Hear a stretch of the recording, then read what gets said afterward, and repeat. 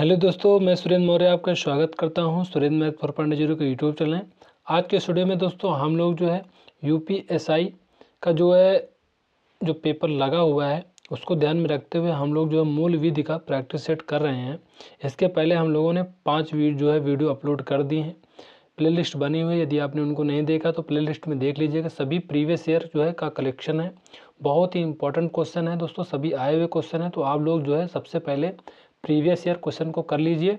इसके बाद हम लोग जो है एक तरफ से पूरी मूल विधि को कवर करेंगे। तो दोस्तों चलिए स्टार्ट कर लेते हैं। 7 नंबर है, अभ्यासिक अपराधियों का उपबंध दंड प्रक्रिया संहिता के किस धारा में किया गया है? तो इसका जो करेक्ट आंसर हो जाएगा धारा 110 में किया गया है। दंड प्रक्रिया संहिता 1973 की धारा 110 में अभ्यासिक अपराधियों का उपबंध किया गया है। धारा 110 के तहत कार्यपालक मजिस्ट्रेट अभ्यासिक अपराधियों से सदाचार हेतु प्रतिभूत की मांग कर सकता है। अगला क्वेश्चन है क्वेश्चन नंबर 52। क्वेश्चन नंबर 52 है, बंध पत्र की शर्तें किसमें उसमें विहित रकम दुर्भर नहीं होगी या उपबंध दंड प्रक्रिया संहिता की किस धारा में विहित है? तो इसका जो करेक्ट आंसर हो जाएगा आंसर सी हो जाएगा।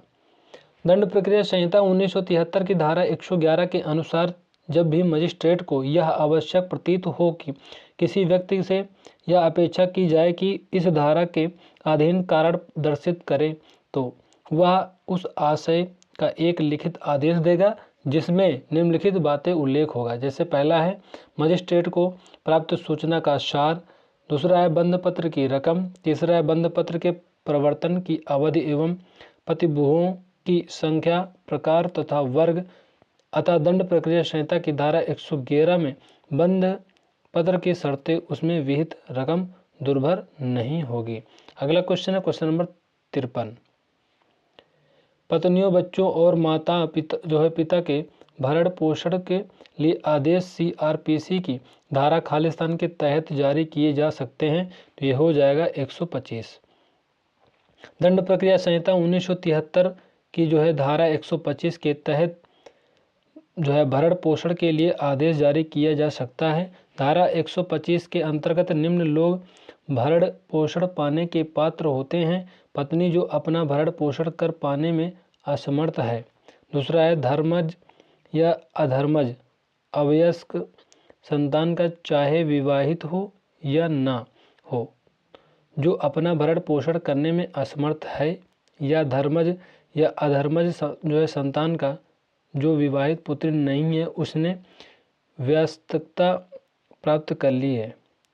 जहाँ ऐसे संतान किसी शारीरिक या मानसिक असामान्यता या क्षति के कारण अपना भरण पोषण करने में असमर्थ है, या पिता या माता जो भरण पोषण करने में असमर्थ है। अगला क्वेश्चन है क्वेश्चन नंबर 54। मामला भारतीय अदालत में दायर किया गया एक निवाह व्यय से संबंधित मुकदमा था।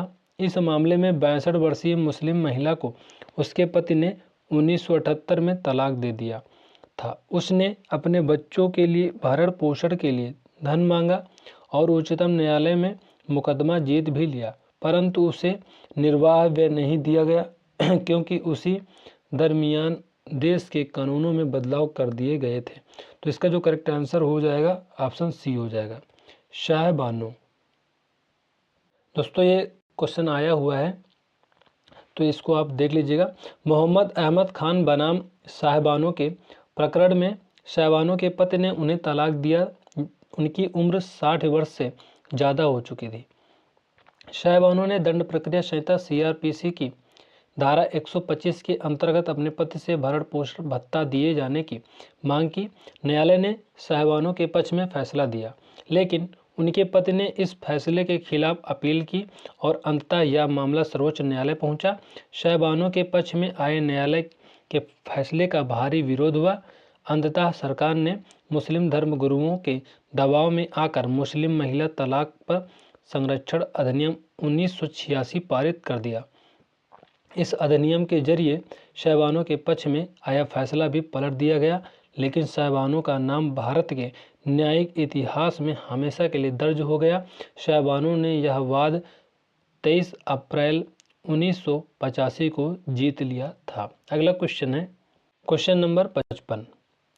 दंड प्रक्रिया संहिता की धारा 125(1) के अंतर्गत निम्न में से कौन अपने माता पिता के भरण पोषण के जिम्मेदार हैं यदि माता पिता स्वयं अपना भरण पोषण करने में सक्षम नहीं है?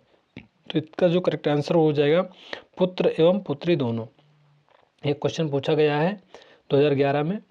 तो इसका जो इम्पोर्टेंट फैक्ट है, दंड प्रक्रिया संहिता 1973 की धारा 125(1) के अंतर्गत यदि माता पिता स्वयं अपना भरण पोषण करने में जो है सक्षम नहीं है तो पुत्र एवं पुत्री दोनों माता पिता के भरण पोषण के लिए उत्तरदायित्व जिम्मेदार हैं।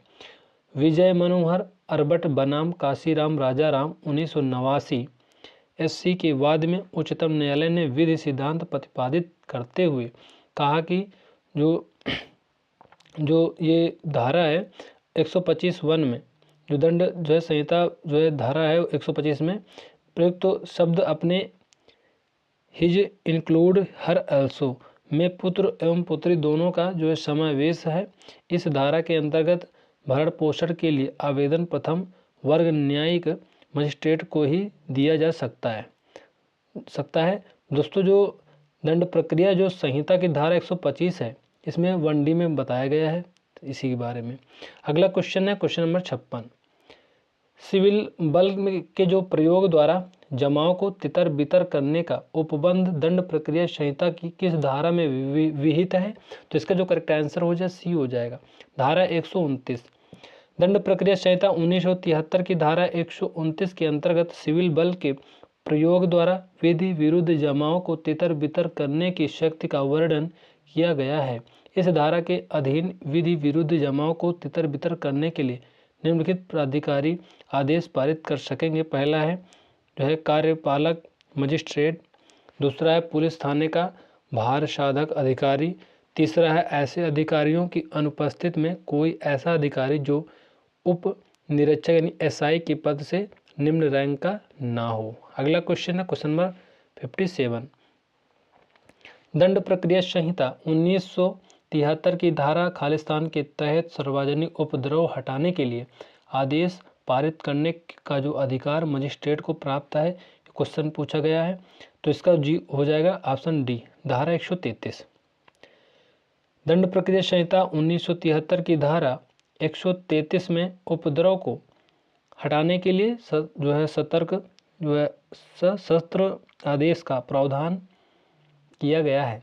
इसके तहत किसी भी सार्वजनिक स्थान या किसी मार्ग, नदी या चैनल से किसी भी गैर कानूनी बाधा या उपद्रव को हटाया जाना चाहिए जो जनता द्वारा कानूनी रूप से उपयोग किया जा सकता है, या फिर किसी भी व्यापार या व्यवसाय का संचालन या किसी भी सामान या माल को रखना समुदाय के स्वास्थ्य या शारीरिक आराम के लिए हानिकारक है और इसके परिणाम स्वरूप ऐसे व्यापार या व्यवसाय को प्रतिबंधित या विनियमित किया जाना चाहिए, या ऐसे सामान या माल को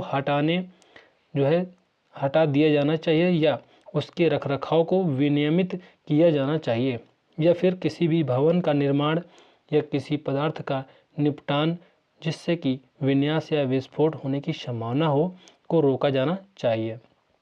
अगला क्वेश्चन है क्वेश्चन नंबर 58। न्यूसेंस या आंशिक खतरे के अर्जेंट मामले में आदेश जारी करने की शक्ति निम्नलिखित में से किसको है? तो ये हो जाएगा उपरोक्त सभी को है। जिला मजिस्ट्रेट को भी है, उपखंड मजिस्ट्रेट को भी है, राज्य सरकार द्वारा सशक्त कार्यपालक मजिस्ट्रेट को भी है। दंड प्रक्रिया संहिता 1973 की धारा 144 के अनुसार न्यूसेंस या आंशिक खतरे के अर्जेंट मामले में आदेश जारी करने की शक्ति निम्नलिखित जो है प्राधिकारियों की है, जैसे जिला मजिस्ट्रेट, उपखंड मजिस्ट्रेट, राज्य सरकार द्वारा विशेषतः सशक्त कोई कार्यपालक मजिस्ट्रेट। अगला क्वेश्चन है CRPC की धारा 145 के तहत एक कार्यकारी मजिस्ट्रेट दंडाधिकारी पक्षों को एक विवादित अचल संपत्ति के संदर्भ में अपना दावा लिखकर प्रस्तुत करने का आदेश दे सकता है। खालिस्तान तो ये दिए गए हैं, तो इसका जो करेक्ट आंसर हो जाएगा ऑप्शन सी हो जाएगा, ए, यदि विवाद के कारण शांति भंग होने की संभावना है। ये ऑप्शन करेक्ट आंसर हो जाएगा। सभी क्वेश्चन दोस्तों पूछे गए हैं, तो आप बढ़िया से देख लीजिएगा। दंड प्रक्रिया संहिता 1973 की धारा के अनुसार जब भी किसी कार्यपालक मजिस्ट्रेट का पुलिस अधिकारी की रिपोर्ट से या अन्य इत्तला पर समाधान हो जाता है कि उसकी स्थानीय अधिकारिता के अंदर किसी भी भूमि या जल या उसकी सीमाओं से संबद्ध ऐसा विवाद विद्यमान है जिससे परिशांति भंग होना संभव है, तब वह अपना ऐसा समाधान होने के आधारों का कथन करते हुए और ऐसे विवाद के संबंध पक्षकारों से यह अपेक्षा करते हुए लिखित आदेश देगा कि वे निर्दिष्ट तारीख और समझ पर स्वयं या प्लीडर द्वारा उसके न्यायालय के समय हाजिर हो और विवाद की विषय वस्तु पर वास्तविक कब्जे के तथ्य के बारे में अपने अपने दावों का लिखित कथन पेश करें। अगला क्वेश्चन है क्वेश्चन नंबर 60। दंड प्रक्रिया संहिता की किस धारा में संज्ञेय अपराधों को किए जाने से रोकने के लिए गिरफ्तारी का अधिकार पुलिस को प्रदत्त है? तो ये हो जाएगा धारा 151।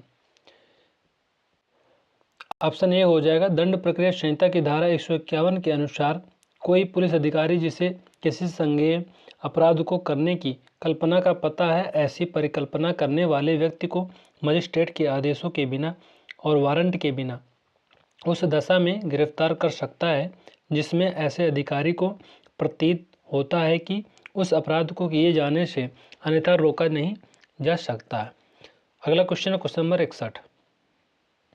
संज्ञेय अपराधों का किया जाना रोकने के लिए गिरफ्तारी का उपबंध दंड प्रक्रिया संहिता के किस धारा में किया गया है? तो इसका जो करेक्ट आंसर हो जाएगा धारा 151। नेक्स्ट क्वेश्चन है दंड प्रक्रिया संहिता की धारा 154 के अधीन प्रथम सूचना रिपोर्ट दी जा सकती है? तो ये हो जाएगा केवल संज्ञेय अपराध के संबंध में।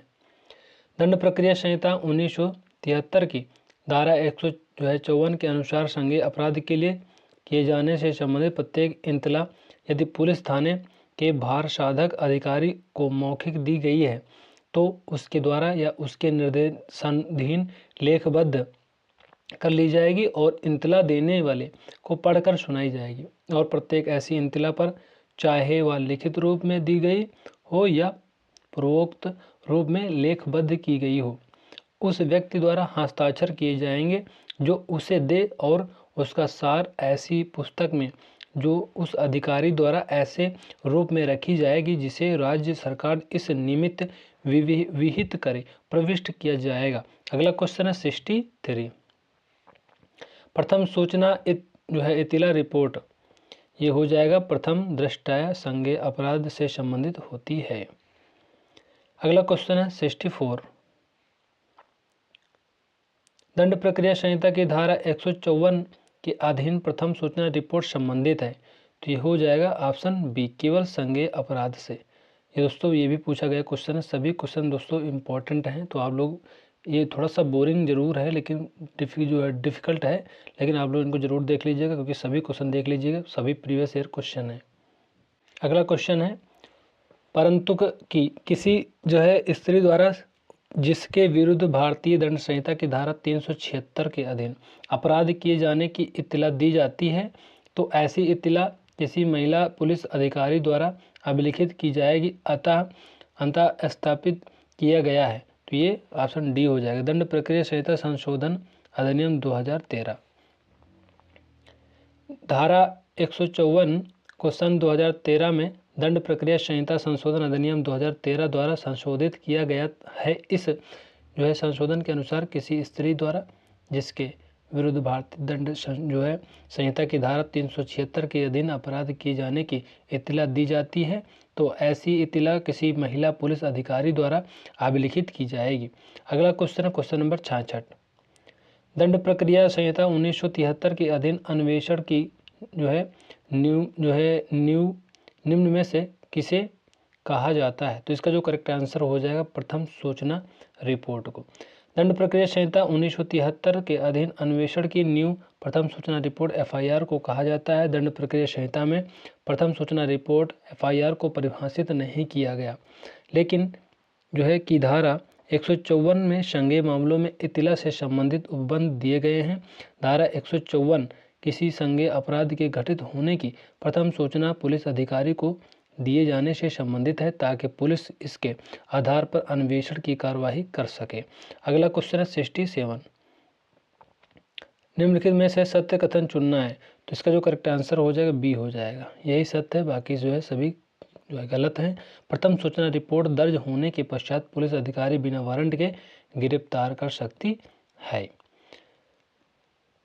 अगला क्वेश्चन है क्वेश्चन नंबर 68, सीआरपीसी की धारा खालिस्तान के अनुसार एक थाने के प्रभारी अधिकारी का कर्तव्य मौखिक रूप से दी गई प्रत्येक जानकारी का रिकॉर्ड रखना तथा एफआईआर तैयार करना है। तो इसका जो करेक्ट आंसर हो जाएगा ऑप्शन ए हो जाएगा। दंड प्रक्रिया संहिता 1973 की धारा 154 के अनुसार एक थाने के प्रभारी अधिकारी का कर्तव्य मौखिक रूप से दी गई है।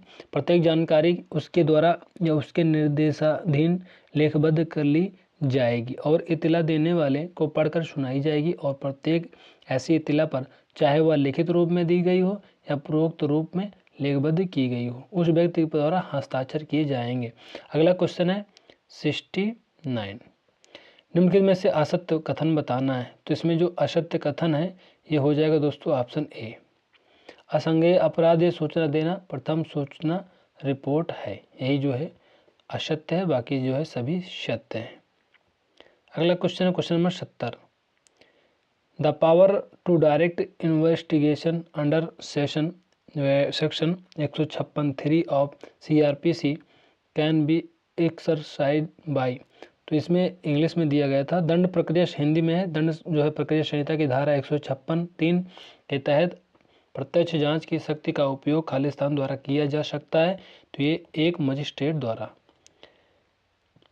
दंड प्रक्रिया संहिता 1973 की धारा 156(3) के अंतर्गत अन्वेषण का आदेश करने की शक्ति मजिस्ट्रेट को प्रदान की गई है। धारा 156(3) के अनुसार धारा 190 के अंतर्गत सशक्त किया गया है कि कोई मजिस्ट्रेट पूर्वोक्त प्रकार के अन्वेषण का आदेश कर सकता है। अगला क्वेश्चन है क्वेश्चन नंबर 71, अन्वेषण के दौरान झूठ को पकड़ने के लिए निम्नलिखित में से किसका प्रयोग किया जाता है। तो ये किया जाता है नार्को टेस्ट। अन्वेषण जो है के दौरान झूठ को पकड़ने के लिए नार्को टेस्ट का प्रयोग किया जाता है। नार्को टेस्ट का प्रयोग किसी व्यक्ति से जानकारी प्राप्त करने के लिए किया जाता है जो या तो उस जानकारी को प्रदान करने में असमर्थ होता है या फिर वो उसे उपलब्ध कराने को तैयार नहीं होता है। दूसरे शब्दों में यह किसी व्यक्ति के मन से सत्य निकलवाने के लिए प्रयोग किया जाता है। नार्को टेस्ट का परीक्षण भारत में हाल के कुछ वर्षों से ही आरंभ हुई है। अगला क्वेश्चन है क्वेश्चन नंबर 72, अन्वेषण के दौरान झूठ पकड़ने के लिए निम्न में से किसका प्रयोग किया जाता है। तो ये हो जाएगा ऑप्शन डी, उपरोक्त सभी का। नार्को टेस्ट भी होता है, पॉलीग्राफ टेस्ट भी होता है, ब्रेन मैपिंग टेस्ट भी होता है। ये पूछा गया क्वेश्चन है। अगला क्वेश्चन है, पैतृकता का निर्धारण अब किसके द्वारा संभव है। तो ये अब संभव है डीएनए जांच के द्वारा।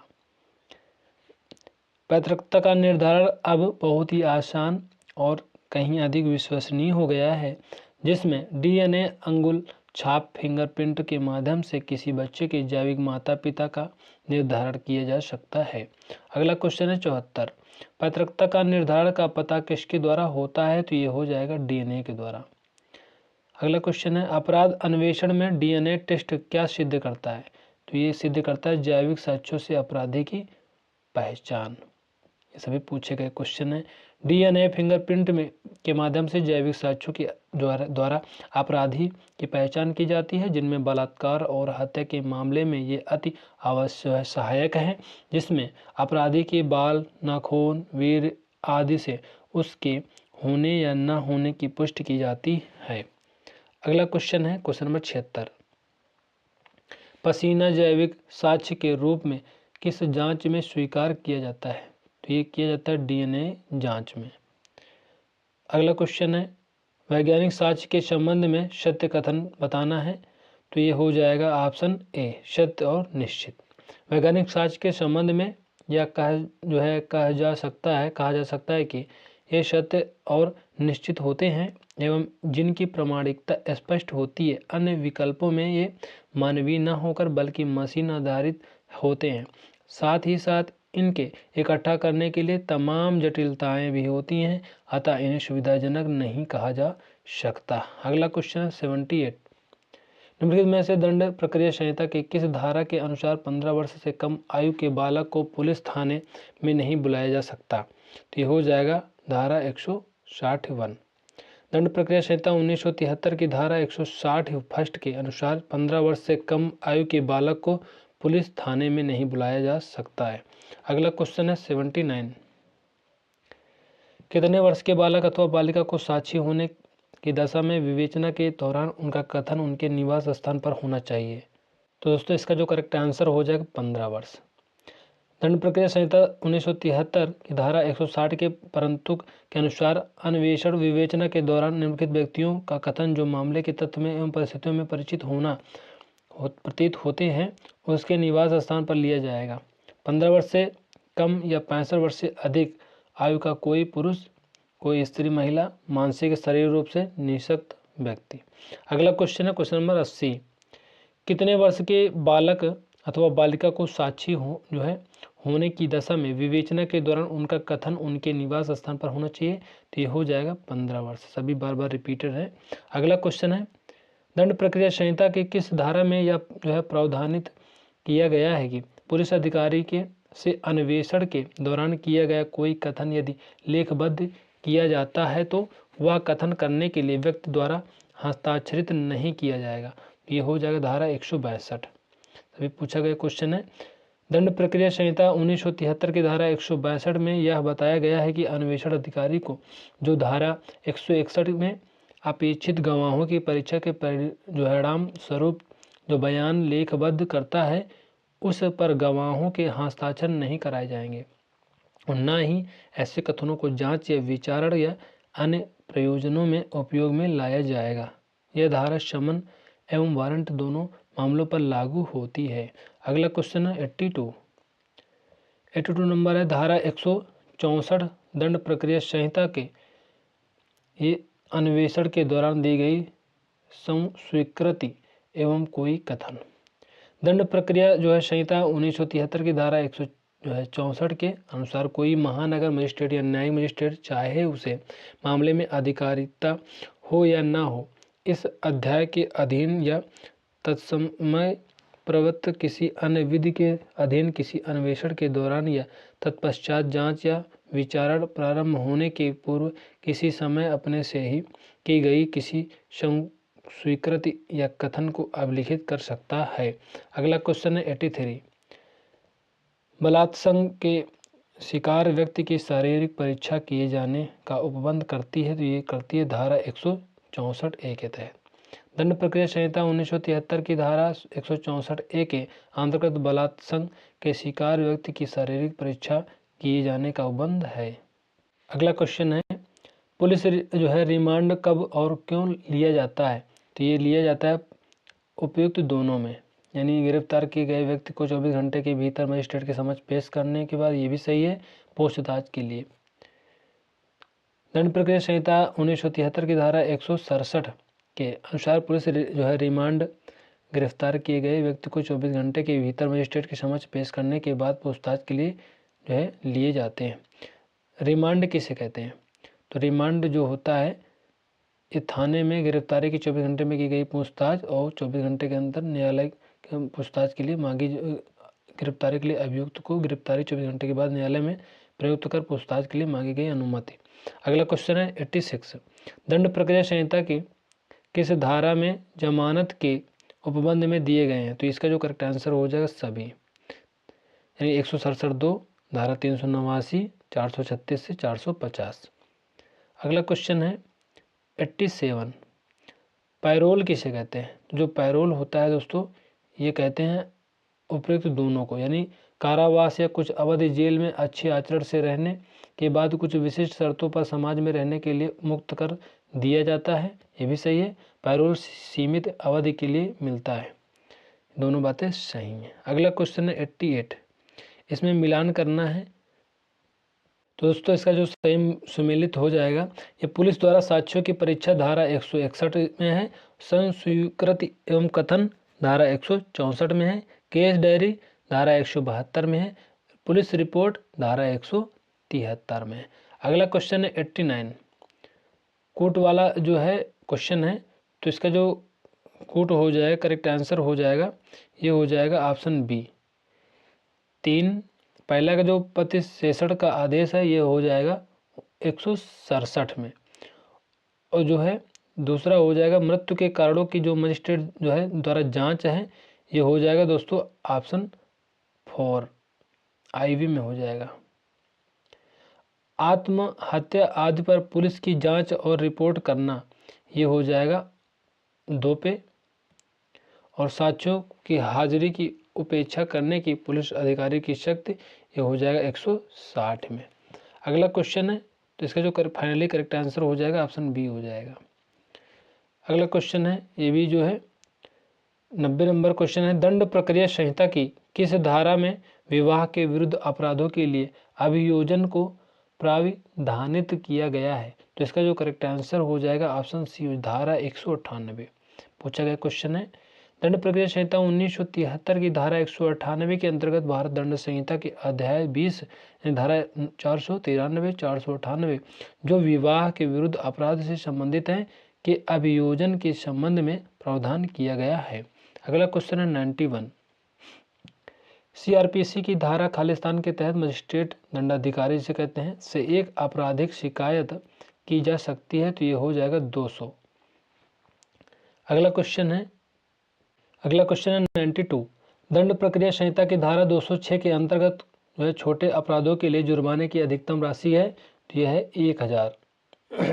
दंड प्रक्रिया 1973 की धारा 206 के अंतर्गत छोटे अपराधों के लिए जुर्माने की अधिकतम राशि है 1000 रुपये। 93 नंबर है, कोर्ट वाला जो है क्वेश्चन है, तो दोस्तों हम लोग जो है सीधा आंसर देख लेते हैं। इसमें हो जाएगा ऑप्शन डी, आरोप को जोड़ना या संशोधित करना, ये धारा 216 में है। एक अभियुक्त व्यक्ति स्वयं साक्षी हो सकता है, तो ये धारा 315 में है। न्यायालय के निर्णय के पूर्व क्षमादान देने का प्रावधान धारा 307 में है। अभिवाक सौदेबाजी, ये 265 बी में है। अगला क्वेश्चन है क्वेश्चन नंबर 94, एक सफल अभियोजन का परिणाम होता है, तो ये होता है दोष सिद्ध। अगला क्वेश्चन 95, संक्षिप्त विचारण समरी ट्रायल में कितनी अवधि के लिए अधिकतम कारावास की सजा दी जा सकती है? तो ये दी जा सकती है 3 माह से अधिक नहीं। दंड प्रक्रिया संहिता 1973 की धारा 262 के अनुसार संक्षिप्त विचारण समरी ट्रायल में अधिकतम 3 माह की अवधि के लिए कारावास की सजा दी जा सकती है।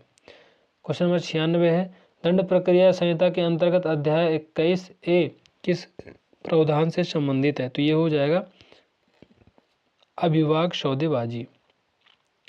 दंड प्रक्रिया 1973 का अध्याय 21A में अभिवाक सौदेबाजी या सौदा अभिवाक से संबंधित है। यह संहिता की धारा 265A से 265L तक में प्रावधानित है।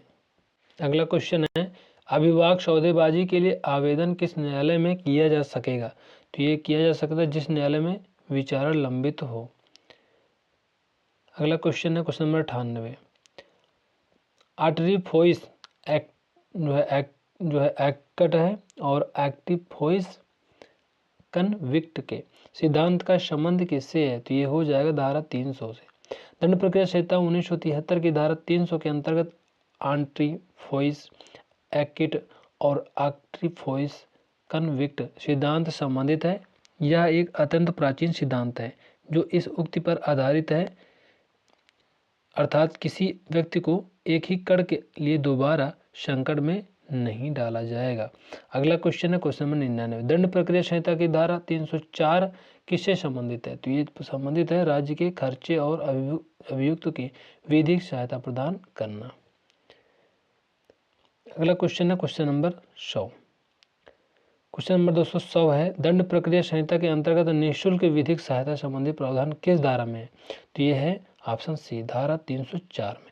दोस्तों इस तरह से हम लोगों ने 50 क्वेश्चन को डिस्कस कर लिया है। तो दोस्तों ये वीडियो आपको कैसे लगे कमेंट करके जरूर बताना। वीडियो को लाइक कर देना, चैनल को सब्सक्राइब कर देना, बेल आइकन को प्रेस कर देना, जिससे कि हमारी सारी नोटिफिकेशन अब तक मिलते रहें। तो मिलते हैं नेक्स्ट वीडियो में, तब तक के लिए जय हिंद, जय भारत।